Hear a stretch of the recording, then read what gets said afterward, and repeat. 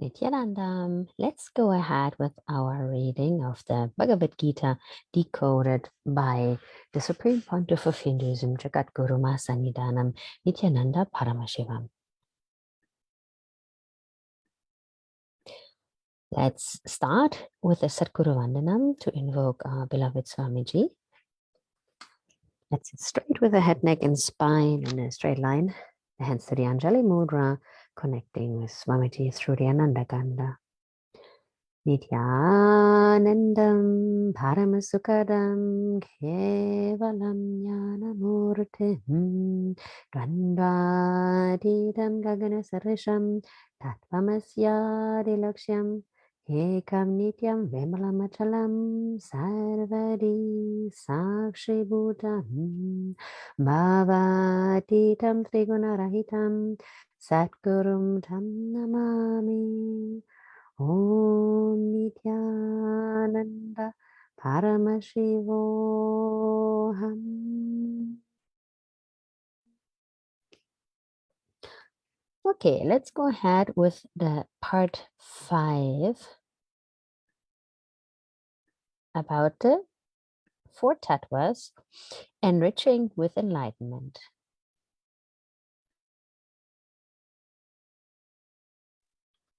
Enriching with enlightenment. We now come to the 4th tattva, enriching. Enriching means infusing all these 3 tattvas continuously in your life and others' lives.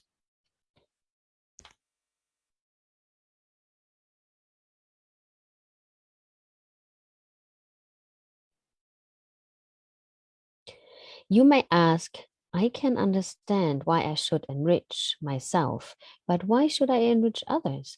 Listen, life happens to you with others. The purpose for which you are born is for enriching yourself and others. When you operate from this understanding, you are most alive. You are at your peak and living enlightenment. Enriching is the key that unlocks the power of living in you. Please understand, every relationship you experience is just one dimension of you. It is your son who makes you a father. It is your wife who makes you a husband. It is your followers who make you a leader. Each significant relationship in your life is one dimension of you. And unless you fulfill all your dimensions, how can you be fulfilled?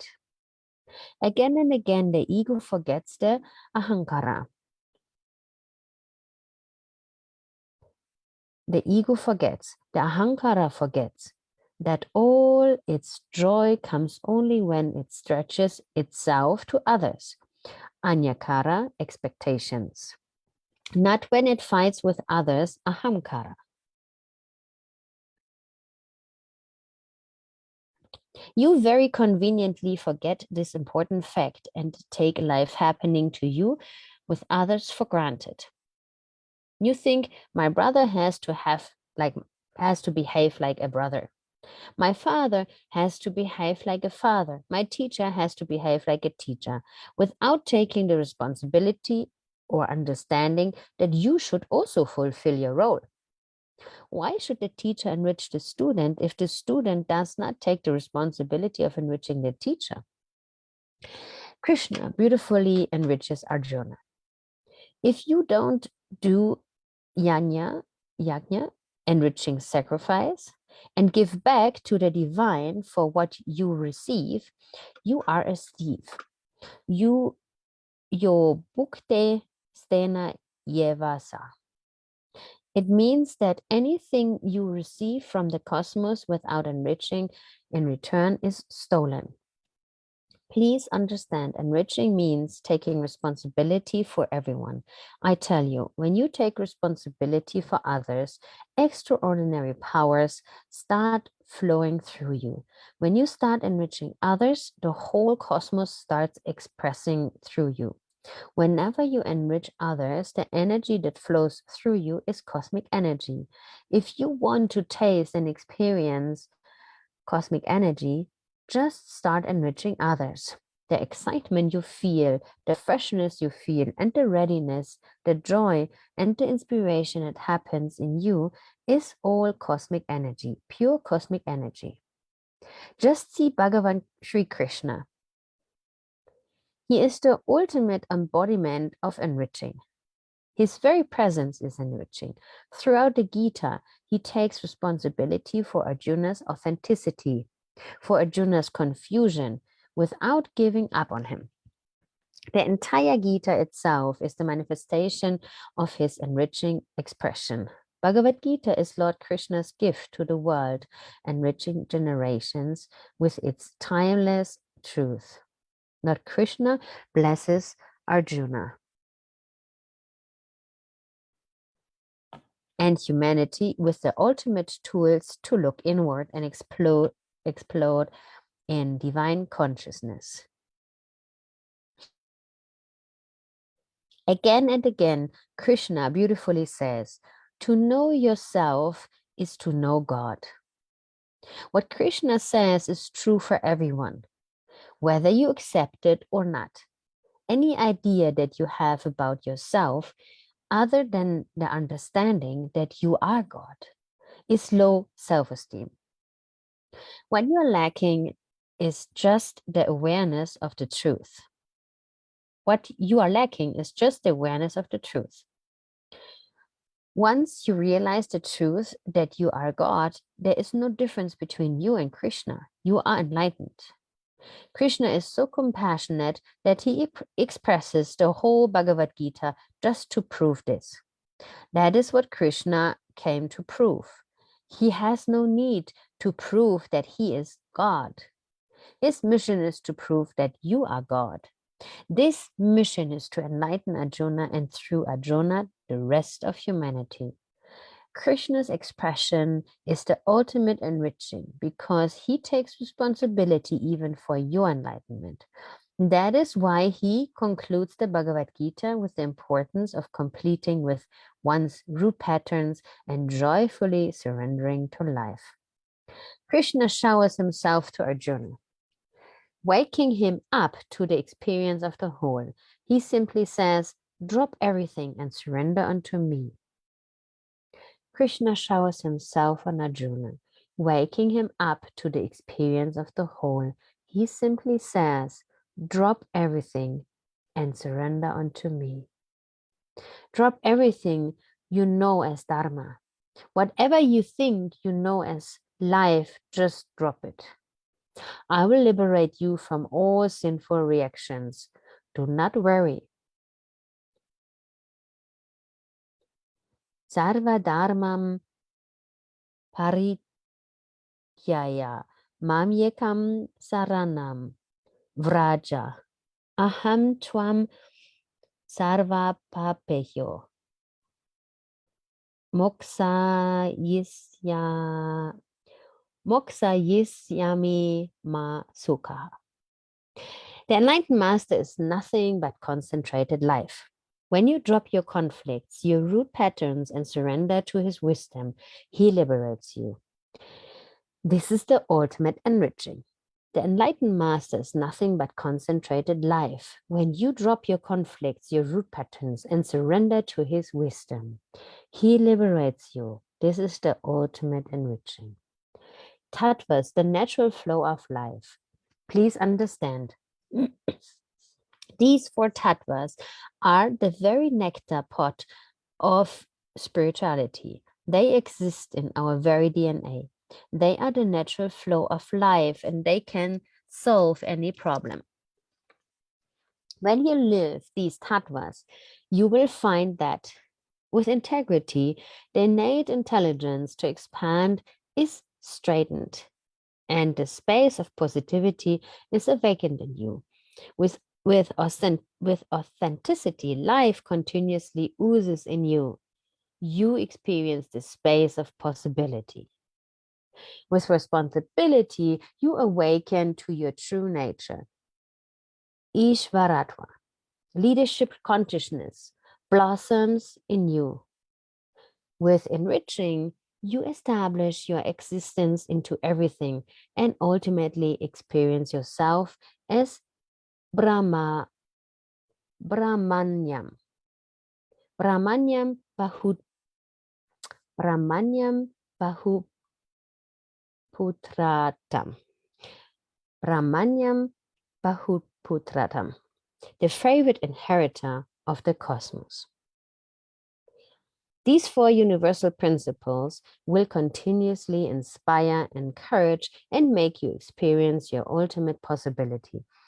When you live these tattvas, you will constantly expand and fulfill the very purpose for which the Bhagavad Gita was delivered.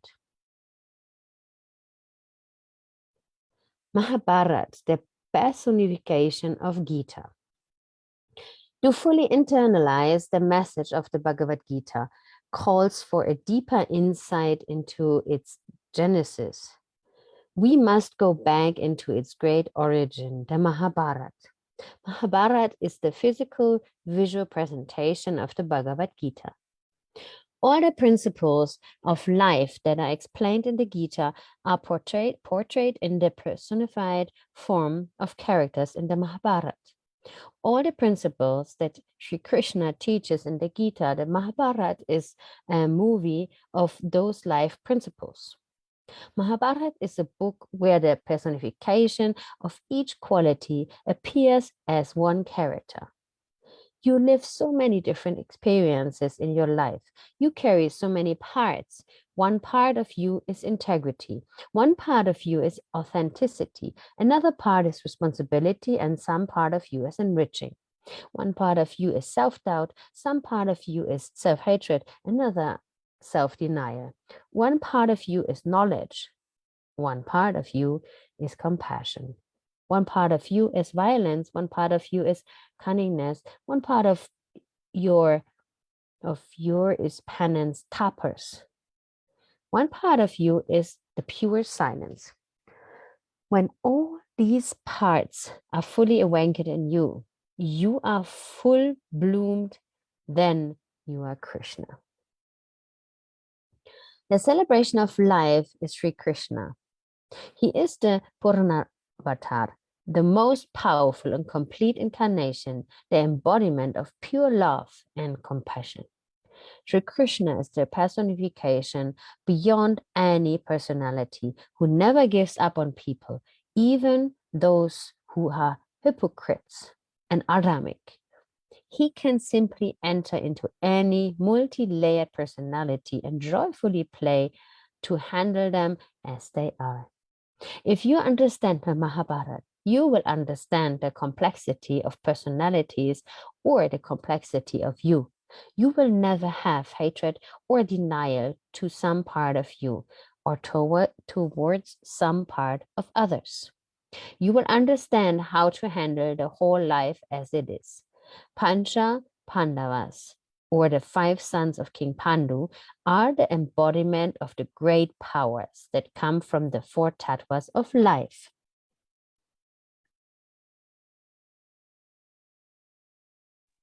Yudhishthira is embodiment of integrity, the power of words, Vak Shakti. Bhima is embodiment of authenticity, the power of thoughts, Mano Shakti. Arjuna is embodiment of responsibility, the power of feeling, Prema Shakti. Sahadeva is embodiment of enriching, the power of living, Atma Shakti. Nakula is embodiment of causing, reality for others. Again, Yudhishthira is embodiment of integrity, the power of words, Vak Shakti. Bhima is embodiment of authenticity, the power of thoughts, Mano Shakti.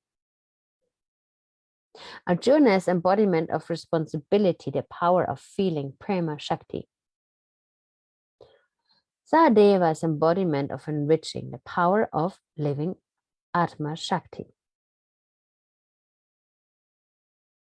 Nakula is embodiment of causing, reality for others. Kunti is the mother of the Pancha Pandavas. She is the embodiment of tapas, penance. Tapa aligns with the different powers of nature and gives birth to integrity, authenticity, responsibility, and enriching. Kunti connects with the power of nature, Surya, sun god, Yama Dharma, god of time, justice, Vayu, wind god, Indra, king of gods, and Ashwini Kumaras, divine physicians of gods, and gives birth to Pandavas. Listen, Yudhishthira is integrity. Integrity is born from Kala, Yama Dharma, the Lord of time, righteousness, who is the most integrated being in the cosmos, Yama Dharma. As the son of time, Yudhishthira never misses time and is integrated to Dharma. That is why Yudhishthira also glorified as Dharmaraja, the king of Dharma, is the embodiment of integrity. Next, Bhima is the embodiment of authenticity. He is the physiology of peak possibility. Most authentic being is Vayu, the wind energy. Bhima is the son of Vayu, authenticity. His whole life is an ideal of constantly expanding the strengths of authenticity without any tiredness or powerlessness. Arjuna is the embodiment of responsibility, the space of leadership. Indra, the king of the gods, is the most responsible person in the universe. So Arjuna is the son of responsibility. Arjuna is also Nara, who embodies the responsibility of Narayana himself. The tradition says that Krishna and Arjuna are incarnations of Nara Narayana, meaning they are the same energy that expresses as Paramatma and Jivatma. Superconsciousness and its reflection on body. In Vaishnava tradition, Vishnu expresses himself as Narayana and Nara. In Shaiva tradition, we call them Pasupati, pure soul, and the soul that reflects on the body. The pure soul is Pati, and the reflection of the soul on the body is Pashu. Pure soul is Narayana, and the soul that reflects on the body is Nara. So, Nara Arjuna is just the very own reflection of Narayana. Nakula and Sahadeva, the Ashwini Kumaras, are the most enriching beings, the greatest doctors. Understand, doctor's profession is the best enriching profession. They are sons of the greatest healers who are the greatest enrichers. Even when the enemy, Duryodhana, comes to Sahadeva, he blesses him, saying, "You start the war in this day, you will be successful." That level of enriching even the enemy. Nakula went on being a catalyst for everyone to realize the reality for others. He is such an amazing support for Yudhishthira, Arjuna, Bhima, and Sahadeva, for everyone. All these 5 Pandavas won the game of life only when they listened to their Guru, Sri Krishna. Otherwise, at uncountable times, the Pandavas were in the jaws of death and would have been killed or died. It is their association with the Guru, the Satsang, association with truth, that saves them again and again. I tell you, whoever you may become, never miss the association with the living Guru. Understand, Mahabharata is actually your life. It is nothing but a story of all incompletions. Your body is the earthly kingdom that is attacked by your incompletions, the root patterns of self-doubt, self-hatred, and self-denial that weigh you down and forbid the tattvas to manifest in your great powers, as your great powers. In the warfield of your life stand the Kauravas, Dhritarashtra, Shakuni, and Duryodhana, along with Bhishma, the great-grandfather and Karna, the eldest of Pandavas. Dhritarashtra is the self-doubt in you. Duryodhana is the self-denial in you. Shakuni is the self-hatred in you. Dhritarashtra is the self-doubt in you. Duryodhana is the self-denial in you. Shakuni is the self-hatred in you. Karna is the charity and compassion in you. Bhishma is the dharma in you, the undenying righteousness. But because of the wrong association with self-denial, both your charity and righteousness turn powerless and give up their pure inner space. Self-doubt, Dhritarashtra, joins with self-destruction, Gandhari, and gives birth to self-denial patterns, the Kauravas, Duryodhana and his brothers. Self-denial is born from self-doubt and assisted by self-hatred, Shakuni. Self-doubt is blind like Dhritarashtra. Self-hatred is cunning like Shakuni. Self-denial is stupid like Duryodhana. Understand. Let me explain the roots of all root patterns: self-doubt, self-hatred, and self-denial. These are the most powerful patterns that make you powerless. Look in. The thought of what you really want from life is enough to put you in depression, because when you think about something you really want to achieve, self-doubt is the first and foremost pattern that comes up in you. The pattern of doubting, will I get it? Will I be able to make it? Do I deserve it? The whole of Dhritarashtra's life is this root pattern of self-doubt. You can see all his actions and reactions are out of his one root pattern.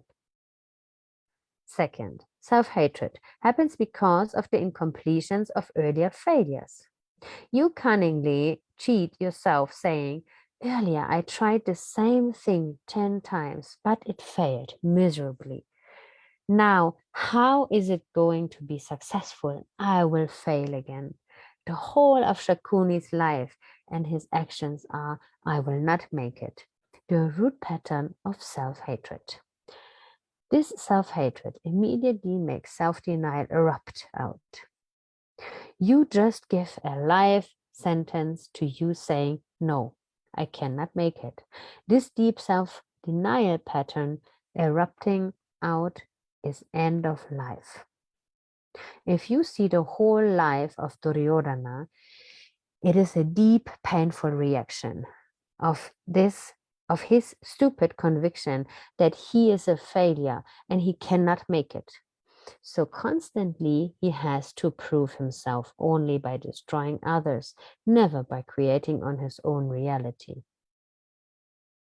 When all these three root patterns of self-doubt, self-hatred, and self-denial gather together, what happens? That is what happens to the Kauravas. Don't allow what happened to the Kauravas happen to you. Understand, your body is the kingdom which integrity, Yudhishthira, inherits. Integrity should be the Yuvaraja, crown prince, ruling you. But self-denial or Duryodhana tries every possible way to destroy integrity, Yudhishthira. Authenticity, Bhima. Responsibility, Arjuna. And enriching, Nakula and Sahadeva. But the power of the Guru, Sri Krishna, again and again protects integrity, authenticity, responsibility, and enriching. When you start the war of your life, integrity, Yudhishthira never looks like he is going to win the war with self-denial patterns, Duryodhana.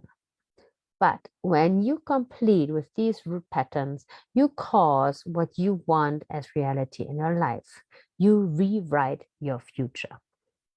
You will see that finally it is only Dharmaraja Yudhishthira who is coronated as the King of Kings and rules over extraordinary opulence and vast abundance with his brothers.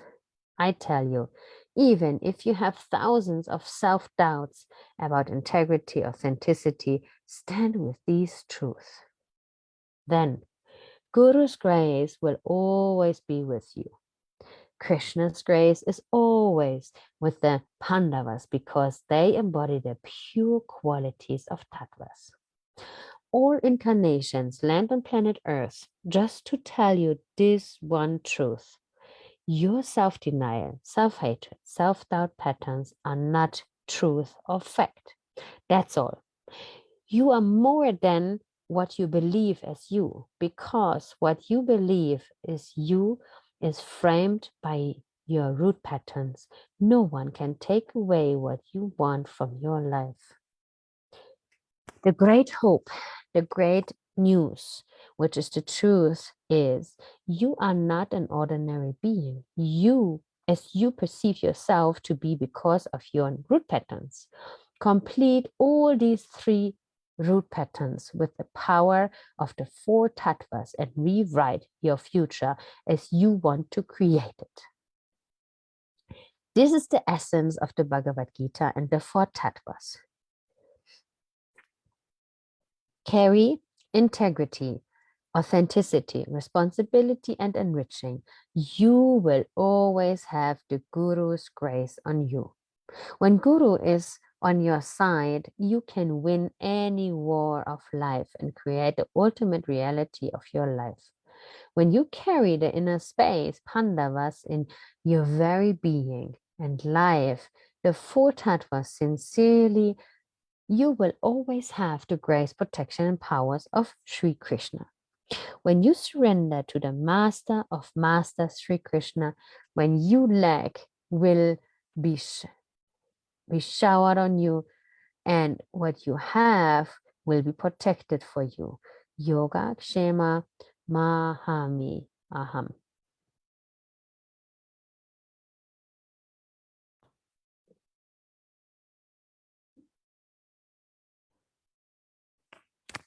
Let's end here this part 5 with the Purna Mantra, and next time start with chapter 1, Arjuna Vishada Yoga, chapters, stotras, and sutras. Thank you very much for listening. Let's end with the Purna Mantra, with offering our deepest, deepest gratitude to beloved Bhagavan Swamiji, the Supreme Pontiff of Hinduism, Jagat Guru Mahasanidanam, Sri Nithyananda Paramashivam. Thank you so much. Let's sit straight with the head, neck, and spine in a straight line, the hands to the Anjali Mudra. Om Purnamadav Purnamidam Purnat Purnamudachyate Purnasya Purnamadaya Purnameva Vashishyate. Om Shanti Shanti Shanti Hari Om Tat Sat Sarvam Bhagavad Sri Nithyananda Paramashiva Bharukapanastu. Om Nithyananda.